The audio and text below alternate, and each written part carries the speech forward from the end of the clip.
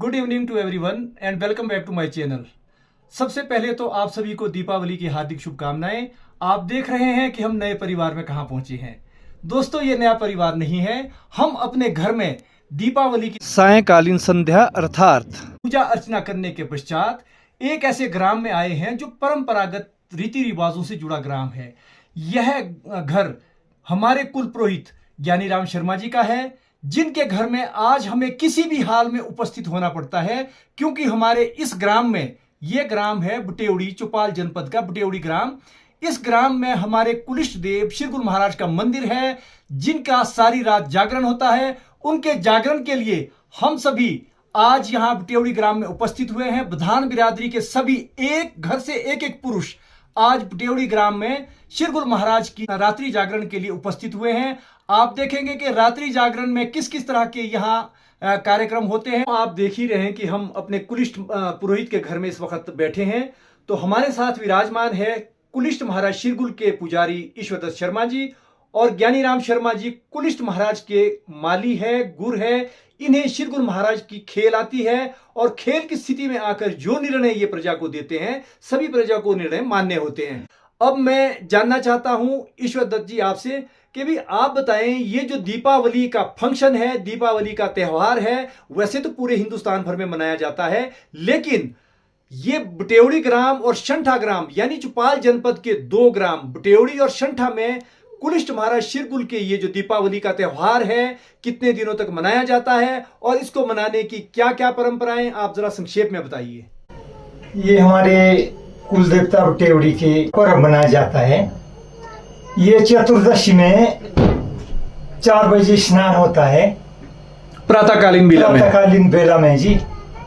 तो अमावास के मतलब दिवाली के दिन अमावास की रात को 2:30 बजे जो है देवता महाराज को बाहर लाएंगे। इसमें 2 गांव के हमारे जो बधान व्रत 2:30 बजे का तात्पर्य है कि कर्क लगन में कुलिष्ट महाराज शोभा यात्रा के लिए पालकी में बाहर को निकलेंगे। हाँ जी, कर्क लगन में बाहर लाते हैं। अब ज्ञानीराम जी आप बताएं कि जब आपको देव खेल आती है, तो देव खेल की स्थिति में आकर आपको प्रजा के लिए जो प्रवचन देना होता है, उसमें आपको क्या सुखद, आपको अच्छा लगता है, या आप खुद को बोलते हैं, या फिर जो देवता आपसे बुलवाते हैं आप उस तरह से बोलते हैं? ये कुदरत की वाणी जी, यानी जो देवता महाराज की जो कृपा है, देव कृपा से आप अपने मुखारबिंद से पूरी प्रजा को संदेश देते हैं। बधान बिरादरी और चंदवान बिरादरी के कुलिष्ट महाराज शिरगुल देवता का यह प्रांगण है, जहां यह लोक नृत्य किया जा रहा है। लोग झूम झूम करके नाच रहे हैं और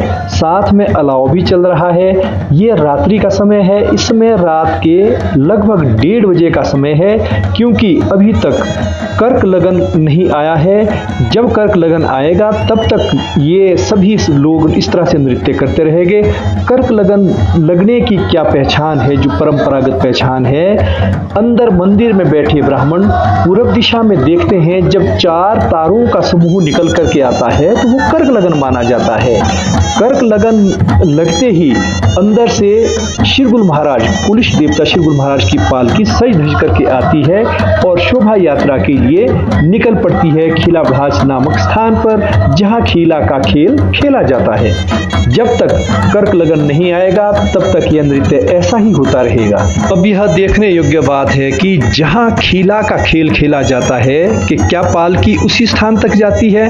नहीं, बल्कि उसके आधे रास्ते तक जाती है, क्योंकि ब्राह्मण समुदाय के लोग पालकी को नचाते हुए ले जाते हैं और मशाले प्रज्वलित करते हैं। ये सारा विवरण आप देखने वाले हैं।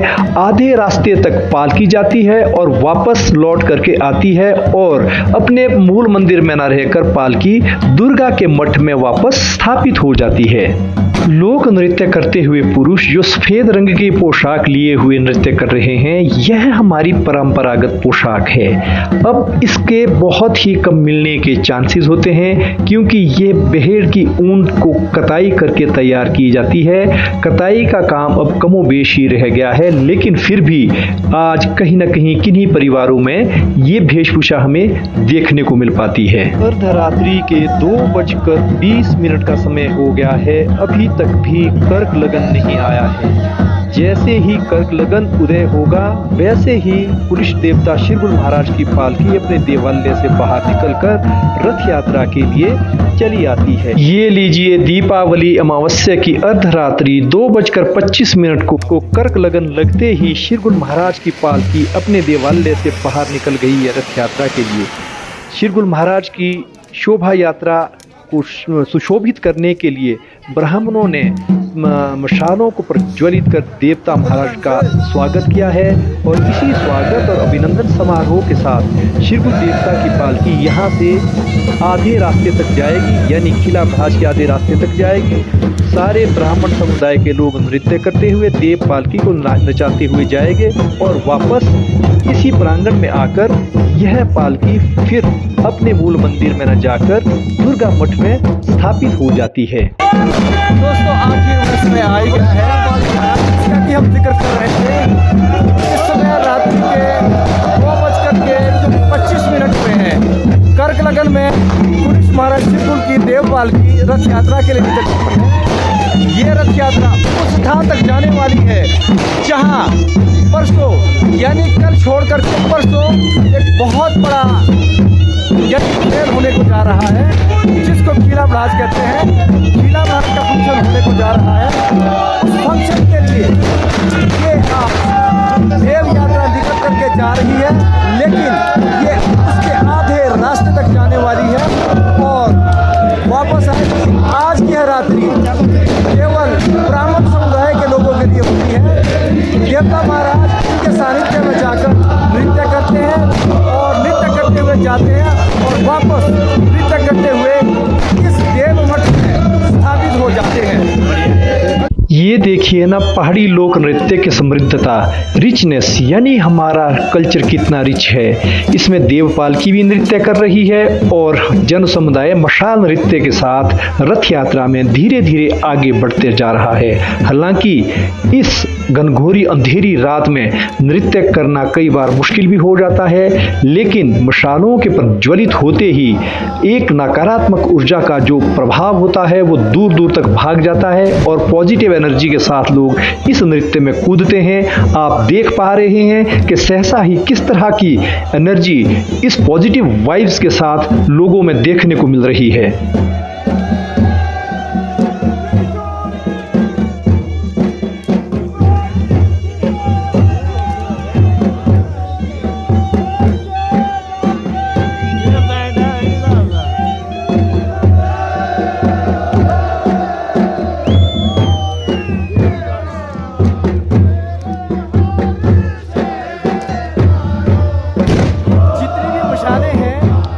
ब्राह्मण समुदाय के लोग मशाल को ले लेकर के नृत्य करते हैं। ये मशाल इस अर्धरात्रि के अंधकार को दूर करने के लिए सकारात्मक ऊर्जा का प्रतीक देता है।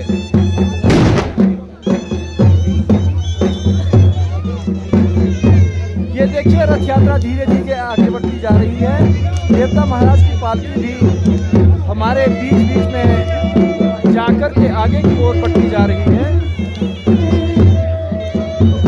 वाह, ये देखिए, रात्रिकालीन बेला में लोक नृत्य का अनुपम दृश्य। ऐसा नज़ारा कहाँ देखने को मिल पाता है। ऐसी लोक संस्कृति शायद ही पूरे विश्व में देखने को मिल पाती है, जो कि दीपावली के त्यौहार को इतना झूम झूम के मनाते हैं जिसका कोई भी उदाहरण कहीं भी स्थापित नहीं हो सकता है।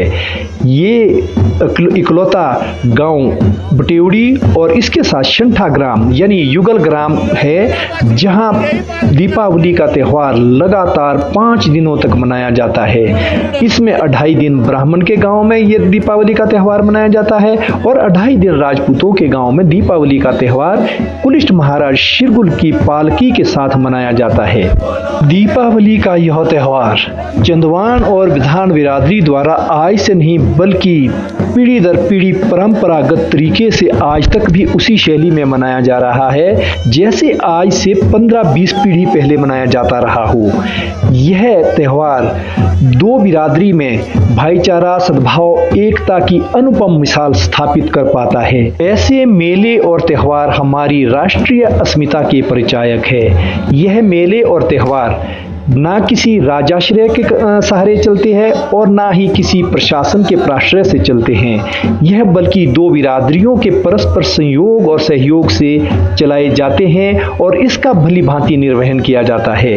इस तरह का उदाहरण हमारे इस जनपद में इकलौता उदाहरण है जहां यह मेला लगातार 5 दिन तक मनाया जाता है, क्योंकि इस मेले को मनाने के लिए ना जाने कितना जन समुदाय खिला बढ़ाज के दिन इकट्ठा होता है।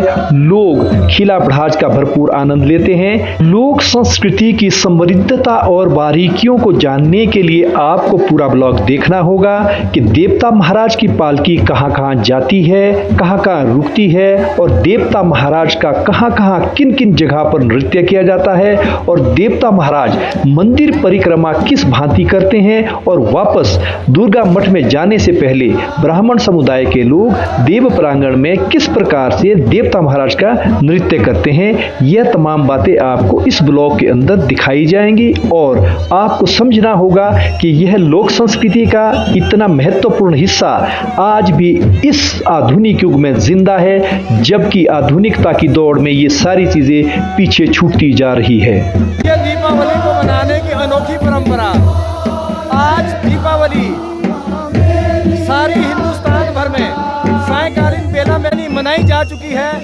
लेकिन ब्राह्मणों के गांव बटेवड़ी में अर्धरात्रि 2:30 बजे से कार्यक्रम शुरू हो गया है।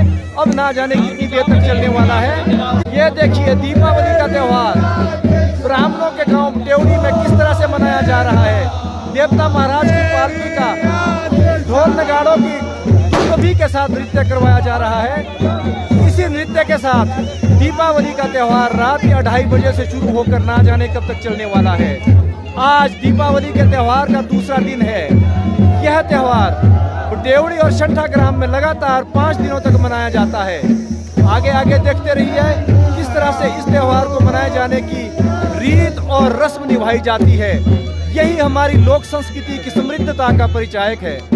देव पालकी और जन समुदाय का यह मशाल नृत्य अब इस प्रांगण के मुहाने पर यानी गेट पर पहुंच गया है। अब देव पालकी यहाँ से कुछ दूरी तक जाकर फिर वापस इस गेट के बाहर ही आती है और एक चिन्हित भूमि पर ब्राह्मण समुदाय के लोग इस देव पालकी का अपने कांधों पर नृत्य करवाते हैं। उसके पश्चात पालकी फिर वापस इसी देव प्रांगण में आने वाली है।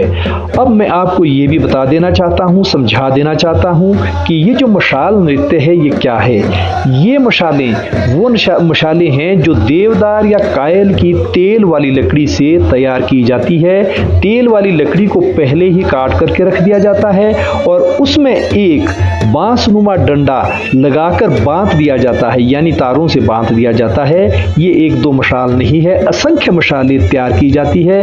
इसके 2 तात्पर्य हैं। एक कि देवता को रात्रि कालीन बेला में नृत्य के लिए ले जाने के लिए प्रकाशोत्सव का आयोजन किया जाता है और दूसरे नकारात्मक ऊर्जा को भगाने के लिए ये मशालें सकारात्मक ज्योति का काम करती है। यह वही स्थल है जहां देवता देव प्रांगण से बाहर जिस भूमि के टुकड़े पर स्वयं नृत्य करते हैं, ब्राह्मण अपने कांधों पर देवता को नचाते हैं और देवता का नृत्य करवाते हैं। शिरगुल देवता की शोभा यात्रा पूरी होने के पश्चात अब शिरगुल महाराज की पालकी अपने मूल मंदिर के प्रांगण में आ गई है।